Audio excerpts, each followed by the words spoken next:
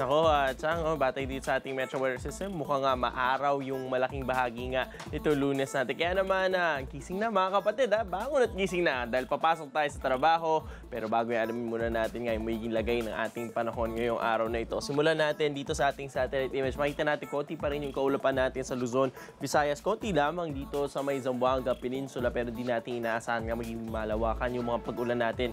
Di gaya nung nakaraang 2 araw. Pero ito yung tingnan natin mga kapatid, meron tayong namumuong bagyo, low pressure area na nasa labas pa naman ng Philippine Area of Responsibility nandito sa bahagi ng Indonesia. Ngayon, binabantayan natin ito dahil tandaan natin, mainit pa rin po yung karagatan natin dito sa may silangang bahagi nga ng bansa. Maaari ito makakontribute sa pagdadagdag nga ng moisture o lakas din dito nga sa namumuong bagyong ito. Kung sakali, maaari niya mahagip itong Mindanao. Pero sakali, nakikita natin, sa ngayon, maliit pa lamang ito at hindi pa consolidated masyado yung kanyang cloud system. Wala pang circulation tayo nakikita, maliit pa yung probabilidad na mabuo nga ito bilang isang ganap na bagyo. Malayo pa para makaapekto sa atin. Pero batay dito sa ating Metro Weather System, nakikita natin kung mayroong mga ulanin ngayon, dito pa rin nga sa Luzon. Itong weekend, medyo malakas yung pag-ulan natin, bagamat maigsi lamang ito na sinabayan pa nga ng kulog at kidlat. Yan tinatawag natin mga kapatid na isolated rain showers and thunderstorms.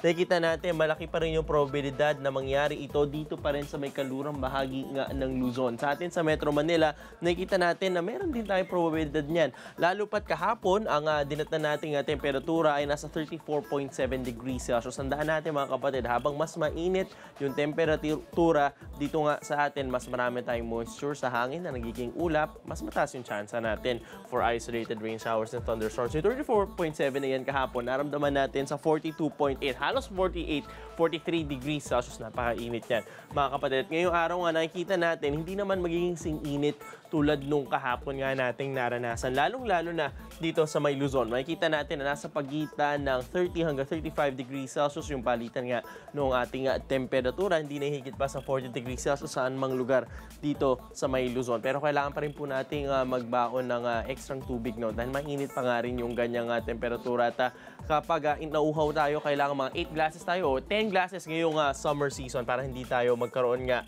ng heat stroke. Pero samantala po, binulabog ng ipo-ipo yung mga residente ng Bustos, Bulacan nitong weekend. Tornado yan. Sa sobrang lakas ng buhawi, nasa 15 bahay ang nawasak at nabuwal ang ilang puno. Sinabayan pa raw ito ng pag-ulan ng mga yelong sinlaki ng holing, yung tinatawag nga natin na hailstorm.